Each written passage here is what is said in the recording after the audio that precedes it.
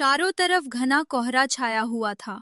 ये कोई आम जंगल नहीं, बल्कि पहाड़ों के बीच बसा एक सदियों पुराना, वीरान और खौफनाक खंडहर था। ऊंची ऊंची टूटी दीवारें, खामोश रास्ते और डरावनी परछाइयां। इसी खामोशी को चीरता हुआ एक गधा जिसका नाम गधा प्रसाद था, भटकते हुए इस वीरान किले में आ पहुंचा। उसे लगा कि वो किसी सुरक्षित जन्नत में आ गया है। अरे रे रे रे, ये मैं कौन सी जादुई दुनिया में आ गया। क्या ये सच में स्वर्ग है? कहाँ वो मेरे पुराने मालिक की दिन रात की गुलामी, सारा दिन गैरेज में बुलेट और अपाचे के भारी भारी टायर और लोहे के पार्ट्स ढोना, और बदले में वही सूखी घास और गंदा पानी। पर यहाँ यहाँ तो चारों तरफ शांति का अमृत बरस रहा है। आज तो कोई बड़ा जुगाड़ करूंगा। कई दिनों से ढंग का खाना नसीब नहीं हुआ है। पेट में जोरों से भूख लग रही है। बस कोई भोला भाला शिकार हाथ लग जाए। गधा प्रसाद अपनी ही धुन में मटकता हुआ आगे बढ़ रहा था। उसे इस बात का बिल्कुल अंदाजा नहीं था कि वो मौत के जबड़े की तरफ कदम बढ़ा रहा है। खंडहर के अंधेरे कोने से दो चमकती हुई खूंखार आंखें उसे ही घूर रही थीं। वो था इस इलाके का खूंखार सरगना, शेर।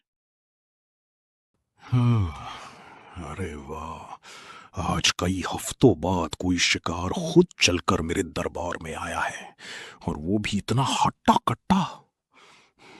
कई दिनों से इस वीरान किले में भूखा बैठा हूं, पर आज आज दावत होगी। बहुत मजा आएगा।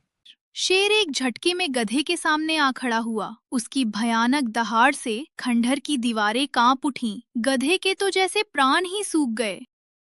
अरे बाप रे, ये ये तो साक्षात मौत यानी शेर है।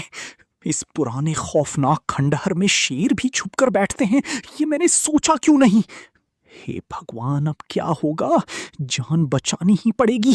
कोई ना कोई तूफानी उपाय ढूंढना पड़ेगा, वरना आज मेरा कीमा बनना तय है। दिमाग लगा प्रसाद, दिमाग लगा। प्रणाम शेर महाराज, साक्षात दंडवत प्रणाम। यकीन मानिए, मैं तो आपको ही ढूंढ रहा था। न जाने कितने पहाड़ों, कितने जंगलों और कितने डरावने खंडहरों का दौरा किया है मैंने। तब जाकर आपकी इस गुप्त ठिकाने के बारे में मालूम चला है। मेरी तपस्या आज सफल हुई। अरे ओ मूर्ख प्राणी, ये तू क्या अंट शंट बक रहा है? भला तू मुझे क्यों ढूंढ रहा था और बिना डरे मेरे सामने खड़ा है? मैंने ऐसा कौन सा काम कर दिया है कि तू मेरी तलाश में यहां तक आ पहुंचा? महाराज, मैं कोई आम गधा नहीं हूं। मैं एक देवदूत हूं। मेरा नाम गधा प्रसाद है।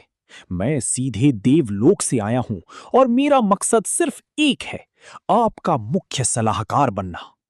ऊपर वाले ने मुझे आपकी हिफाजत और मार्गदर्शन के लिए भेजा है। सलाहकार? एक गधा मेरा सलाहकार बनेगा?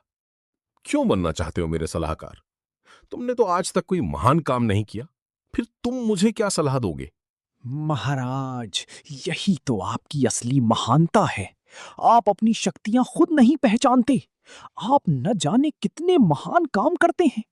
आपने अपने खौफ से कितने ही प्राणियों को उनके कष्टों से मुक्त किया है, और कईयों को बिना खाए जाने दिया है। यही तो आपकी दयालुता है। ऊपर देवलोक में आपके ही चर्चे हैं महाराज। अरे वाह, कितना मीठा बोलते हो तुम।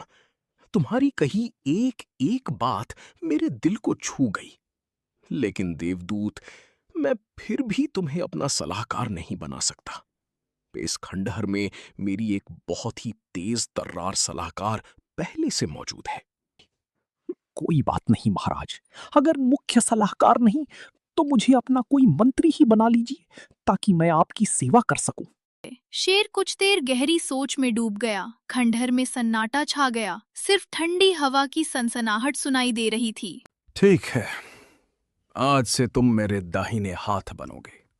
जब भी इस वीरान इलाके में मैं किसी बड़ी मुसीबत या साजिश में फंस जाऊं, तो तुम मुझे अपने देवलोक के ज्ञान से बाहर निकलने की तरकीब बताओगे।